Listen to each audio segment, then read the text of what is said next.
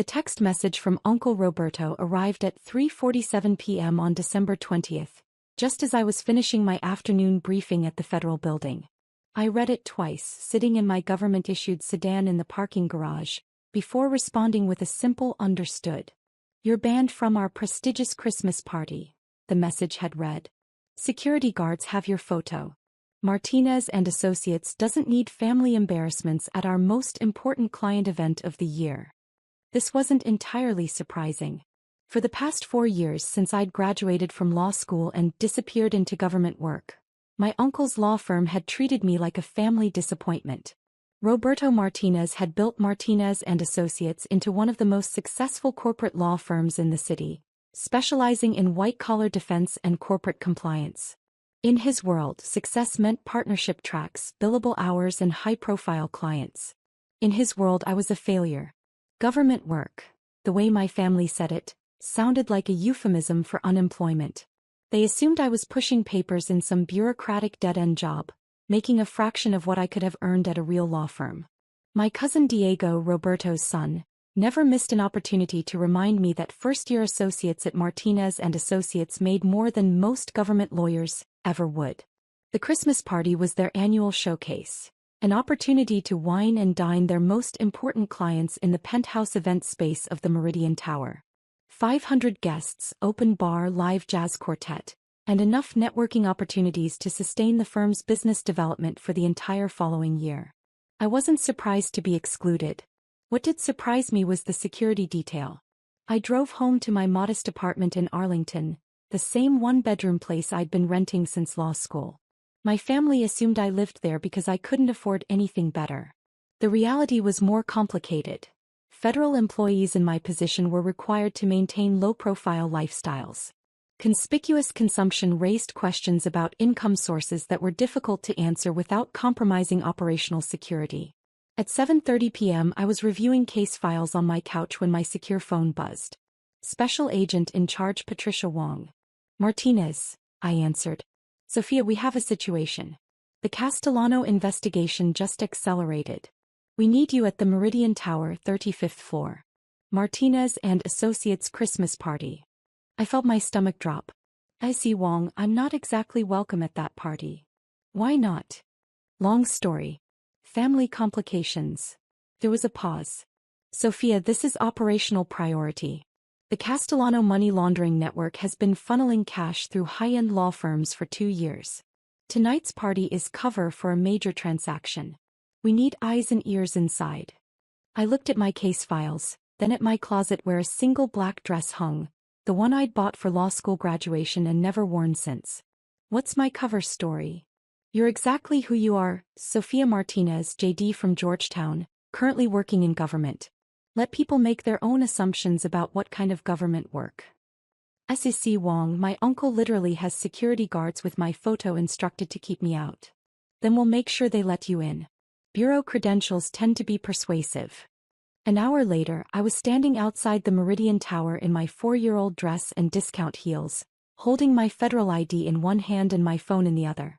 Through the glass lobby, I could see guests streaming toward the elevator banks, all designer suits and cocktail dresses, all looking like they belonged in a world I'd apparently chosen to leave behind. I called Roberto's office line. "This is Sophia," I said when his assistant answered. "I need to speak with my uncle. Ms. Martinez, Mr. Martinez specifically instructed that you not be admitted to tonight's event." "I understand. Just tell him I'm downstairs and I need 2 minutes of his time." 5 minutes later, Roberto appeared in the lobby, looking exactly like what he was, a successful corporate lawyer in a $3,000 suit, flanked by 2 security guards who looked like former cops. "Sophia," he said, his tone a mixture of embarrassment and annoyance.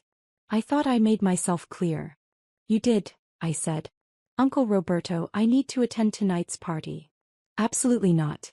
This is our most important client event of the year. We have Fortune 500 CEOs, federal judges, the mayor's office. I can't have family drama disrupting business relationships I've spent decades building." One of the security guards stepped forward.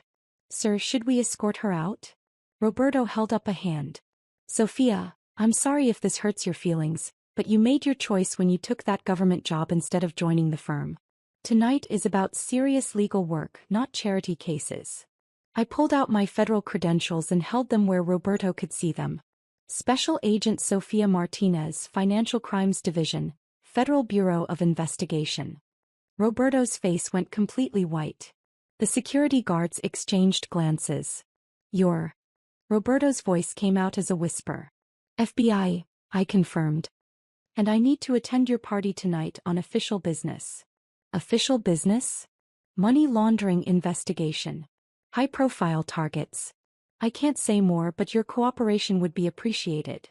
Roberto stared at my credentials like they might be fake.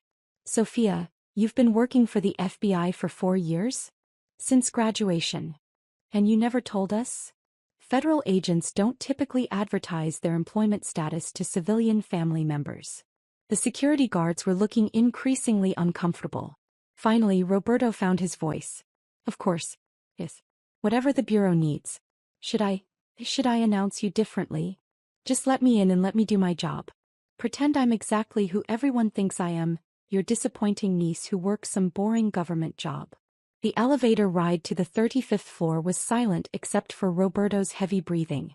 When the doors opened, I was struck by how impressive the party actually was. Floor-to-ceiling windows overlooking the city, crystal chandeliers, enough food and alcohol to cater a wedding, and exactly the kind of high-end networking event that made Martinez and Associates one of the most successful firms in the region. "Sofia." My Aunt Maria appeared immediately, looking shocked. "What are you doing here?" Roberto said. "Family emergency," Roberto said quickly. "Sofia needs to be here tonight." My cousin Diego approached with a drink in his hand and a condescending smile. Well. The government worker decided to join the private sector party after all. "Something like that," I said, scanning the crowd for faces from my investigation files. "How's the bureaucrat life treating you?" Diego continued. "Still pushing papers at the Social Security Administration?" "Something like that," I repeated, spotting Vincent Castellano near the bar, exactly who I was looking for. "Diego, maybe give Sofia some space tonight," Roberto said nervously. "Why? She's family. Sofia, you should meet some of our clients. Maybe you'll realize what you missed by taking that government job instead of joining a real law firm." Before I could respond, my earpiece crackled with Patricia Wong's voice. "Martinez, Castellano just entered the private conference room. 3rd floor, southeast corner. We need audio." I excused myself and made my way toward the conference room, trying to look like I was heading to the restroom. The hallway was empty, giving me a clear approach to the door where I could hear multiple voices discussing what sounded like financial transfers. I was positioning my recording equipment when footsteps approached from behind. "Sofia." It was my cousin Elena, Diego's younger sister. "What are you doing up here?" "Looking for the restroom," I said quickly. "It's back by the main party," Elena said suspiciously. "Are you okay? You seem different tonight." Before I could answer, the conference room door opened and 3 men in expensive suits emerged, including Vincent Castellano, who nodded politely at Elena and completely ignored me. Perfect. I'd gotten everything I needed. The rest of the party passed in a blur of small talk and family awkwardness. My relatives introduced me to their important clients as Sofia, who works in government, always with a tone that suggested this was vaguely embarrassing but unavoidable. I smiled, made appropriate conversation, and gathered intelligence on 2 additional money laundering targets while appearing to nurse a single glass of wine. At 10:30 p.m., just as the party was reaching peak networking energy, the elevator doors opened and 3 people in dark suits stepped out. Even in a room full of lawyers, they were immediately identifiable as federal agents. The lead agent approached the reception desk and spoke quietly to the hostess. Within seconds, Roberto was making his way across the crowded room, looking increasingly panicked. "Excuse me," the lead agent announced to the party in general. "FBI. We need to speak with Agent Martinez." The entire party went silent. 500 people in designer clothes holding champagne glasses, all staring at the federal agents who had just disrupted their networking event. Roberto's face had gone from white to green. Diego dropped his martini. "Agent Martinez is here?" Roberto said weakly. The lead agent scanned the crowd and made eye contact with me. "Special Agent Martinez, we need you for the Castellano briefing." I stepped forward from where I'd been standing near the windows, and suddenly 500 people were staring directly at me. Special Agent Martinez reporting, I said clearly. The silence in the room was deafening. Agent Martinez, the lead agent continued, the targets have been apprehended. We need your debrief on tonight's intelligence gathering. Understood, I said. Let me get my coat. As I walked through the crowd toward the coat check, I could hear whispered conversations starting throughout the room. That's Roberto's niece. She's FBI? Special Agent Martinez? How long has she been undercover? Elena grabbed my arm as I passed. Sophia, you're FBI? For years, I said quietly. But we all thought you were working some dead-end government job. I was working the government job I was assigned to work. Diego appeared looking stunned. Sophia, you're a federal agent? Financial Crimes Division, I confirmed. Roberto finally reached us looking like he might faint. Sophia, I had no idea. When you said government work, I assumed. You assumed correctly, I said. I work for the government. But not like this. The lead agent approached our family group. Agent Martinez, ready for debrief? Ready, I said. As we walked toward the elevator, Roberto followed. Sophia, wait. I owe you an apology. A huge apology. I stopped walking. Uncle Roberto, you don't owe me anything. Yes, I do. I treated you like an embarrassment. I banned you from family events. I assumed your career was a failure. My career is exactly what it needs to be. But I didn't know you were FBI. I didn't know you were working on important cases. Would it have mattered if you'd known? Roberto was quiet for a long moment. It shouldn't have mattered. Your worth as a person shouldn't depend on whether I understand your job. Maria had joined us, tears in her eyes. Sophia, we're so proud of you. We didn't know. I couldn't tell you, I said. Federal agents don't discuss their work with civilian family members, even family. Diego was shaking his head. Sophia, all this time we thought you were wasting your law degree. I use my law degree every day. Corporate financial crimes require extensive knowledge of business law, securities regulations, and criminal procedure. Lena looked confused. But your apartment, your car, your clothes. We thought you couldn't afford. Federal agents are required to maintain low-profile lifestyles, I explained. Conspicuous consumption raises questions about income sources. The lead agent checked his watch. Agent Martinez, we need to move. I hugged Roberto briefly. Uncle Roberto, thank you for hosting such a successful networking event. It was very helpful for our investigation. Our investigation? Money laundering network using high-end law firms for financial transfers. Tonight's party was perfect cover for intelligence gathering. Roberto's mouth fell open. You were working the entire time you were here? I'm always working. As the elevator doors closed, I could see my family standing in a cluster, all looking stunned and confused.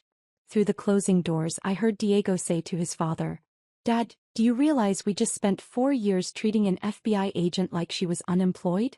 The debrief lasted until 2 a.m. The Castellano money laundering network had been operating for 3 years, moving over $50 million through various professional service firms, including 3 law firms that used high-end client events as cover for financial transactions. Tonight's intelligence had provided the final pieces needed to secure indictments against 7 key figures. Outstanding work, Martinez, S.C. Wong said as we finished reviewing the recorded conversations. Your family connections provided access we couldn't have gotten any other way. About that, I said. My family situation is complicated now. How so? They know I'm FBI. 4 years of thinking I was a failure, and now they know I'm a federal agent working financial crimes. S.C. Wong was quiet for a moment. How do you feel about that? Honestly, relieved. It was exhausting pretending to be someone I'm not. But I'm not sure how to navigate family relationships when they're based on a complete misunderstanding of who I am and what I do. Maybe that's an opportunity to build relationships based on who you actually are instead of what they thought you were. The next morning, I woke up to 17 missed calls and 43 text messages from various family members. The messages ranged from apologies, Sophia, I'm so sorry for how we treated you, to excitement, my cousin is FBI, to confusion, why didn't you tell us? Roberto's message was the longest. Sophia, I've spent all night thinking about the past 4 years and how badly I misjudged your choices. I banned you from family events because I was embarrassed by what I thought was your lack of ambition. Now I realize you were pursuing one of the most challenging and important careers possible, and I was too narrow-minded to recognize it. I hope you can forgive me, and I hope we can rebuild our relationship based on mutual respect rather than my misconceptions about success. I was still reading messages when my secure phone rang. Si Wong again. Martinez, we have a problem. The Castellano arrests made national news. Your undercover status is compromised. How compromised? Front page of the Washington Post. FBI agent uses family law firm party to break money laundering ring. There's a photo of you leaving the Meridian Tower with the arrest team. I sat down heavily on my couch. What does this mean for my career? It means you're being reassigned. No more undercover work. But the director is impressed with your work on financial crimes. There's a supervisory position opening in the white-collar crime division. Supervisory. Assistant Special Agent in charge white-collar crime. Significant pay increase, better benefits, and you'd be overseeing investigations instead of working undercover. I thought about my modest apartment, my low-profile lifestyle, the 4 years of family gatherings I'd missed because my cover required maintaining distance from people who might ask too many questions about my work. Si Wong, does this position require the same lifestyle restrictions? Supervisory agents have more flexibility in their personal lives, as long as they maintain appropriate operational security. Meaning you can finally buy a car that isn't 15 years old and live somewhere with more than one bedroom. That afternoon I drove to Martinez and Associates to see Roberto. The receptionist's eyes widened when I introduced myself. Special Agent Martinez, she said, her voice filled with awe. Mr. Martinez has been expecting you. Roberto's corner office overlooked the city, with law books lining every wall and framed photographs of him with various judges and politicians. He stood up immediately when I entered, looking nervous and hopeful. Sophia, thank you for coming. Uncle Roberto, we need to talk. Yes, we do. First, I owe you the apology of a lifetime. You already apologized last night. Not sufficiently.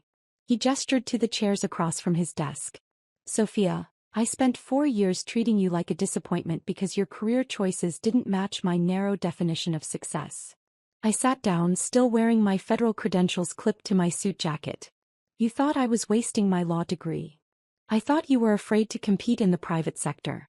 I thought you'd taken an easy government job because you couldn't handle the pressure of real legal work. And now I realize you were doing legal work that's infinitely more challenging and important than anything we do here. Corporate compliance and white-collar defense? We help rich people avoid consequences. You catch criminals who steal from ordinary people. I was quiet for a moment. Roberto, both types of legal work are important. Your clients deserve good representation, and your compliance work helps companies follow the law. But I dismissed your choice without understanding it. Yes, you did. Sophia, is there any way we can start over? Can I earn back your respect and trust? I looked around his office, the expensive furniture, the prestigious awards, the photographs with powerful people. All the external markers of success that had seemed so important to him. Roberto, I never lost respect for you as a lawyer or as a family member. I just needed you to respect my choices even when you didn't understand them. I want to understand what you do, why it matters, how I can support you. I can't discuss specific cases or operations. But I can tell you that financial crimes investigation requires extensive knowledge of business law, corporate structure, securities regulation, and international banking. Every day I use everything I learned in law school and more. Roberto nodded slowly. And the arrests last night? 3-year investigation. Money laundering network moving tens of millions of dollars through professional service firms. Last night's party provided the final intelligence needed to secure indictments. Including intelligence gathered at my party. Yes. Sophia, I feel like an idiot. I banned you from an event where you were actually working to catch criminals. You didn't know. I should have trusted you. I should have asked better questions about your work instead of making assumptions. We sat in silence for a moment. Finally, Roberto said, "What happens now? With your career, with our family relationship?" I'm being promoted to assistant special agent in charge of white-collar crime. And I'd like to start attending family events again if you'll have me. If we'll have you. Roberto's voice cracked slightly. Sophia, we'd be honored to have you.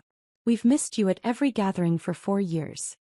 Even though my work will still involve catching people who commit financial crimes? Especially because your work involves catching people who commit financial crimes. 6 months later, I was settled into my new position overseeing white-collar crime investigations for the entire regional office. The work was challenging and fulfilling, involving complex financial crimes that required exactly the kind of legal expertise I'd developed over my career. I'd also moved into a 2-bedroom apartment in a better neighborhood and bought a reliable car, nothing flashy, but significant upgrades from my undercover lifestyle. At the Martinez and Associates annual summer party, I attended as a welcome family member rather than a banned embarrassment.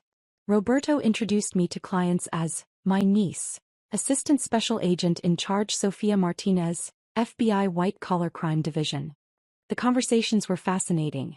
Instead of treating law enforcement as an adversary, Roberto's clients were interested in understanding how federal investigations worked, what compliance issues they should be aware of, and how they could better cooperate with regulatory requirements. Sophia, one CO said during cocktail hour, your uncle tells me you've worked financial crimes for 5 years. Almost 6 now. What's the biggest mistake you see companies making? Assuming they can hide financial irregularities through complexity. Modern investigative techniques and artificial intelligence make it easier than ever to trace money flows, even through sophisticated structures. Roberto, who was standing nearby, smiled. My niece has become our unofficial consultant on compliance best practices. Unofficial. The FBI doesn't provide consulting services, I clarified. But I can discuss general compliance principles and investigative techniques in educational contexts. Diego approached our group, looking genuinely interested rather than condescending for the first time in years. Sophia, I've been reading about the Castellano case. The financial analysis you did to track the money laundering, how did you learn those techniques? Law school provided the foundation, but most of it was on-the-job training. Financial crimes investigation combines legal analysis, accounting principles, computer forensics, and traditional detective work. It sounds incredibly complex. It is. That's what makes it interesting. Elena joined us, holding her infant daughter. Sophia, I want Anna to grow up knowing she can pursue any career that challenges her, whether it's traditional or unconventional. The most important thing is finding work that matches your skills and values, I said, taking Anna's tiny hand. Success isn't about external recognition. It's about making a meaningful contribution. Roberto raised his wine glass. To Sophia, who taught our family that success has many different forms, and that the most important work often happens where people aren't looking. As the evening wound down and guests began to leave, Roberto and I stood together on the office balcony, looking out over the city lights. Sophia, can I ask you something personal? Sure. Do you ever regret not joining the firm? The traditional path, partnership track, the financial rewards. I thought about the question while watching traffic move through the streets below. Roberto, I love what I do. I wake up every morning knowing that my work helps protect people from financial predators. I solve complex puzzles that have real consequences for victims of crime. The financial rewards are sufficient, and the personal satisfaction is enormous. But you could have made more money in private practice. Money isn't the only measure of a successful career. I'm doing work that matters, using skills that challenge me and making a difference in people's lives. Roberto was quiet for a moment. I wish I'd understood that 4 years ago. You understand it now. That's what matters. Sophia, I'm proud of you. Not just because you're successful, but because you were brave enough to choose a path that was right for you, even when your family didn't support it. Thank you, Uncle Roberto. That means a lot. As I drove home that evening, I reflected on how much had changed since that December night when I'd been banned from the family Christmas party.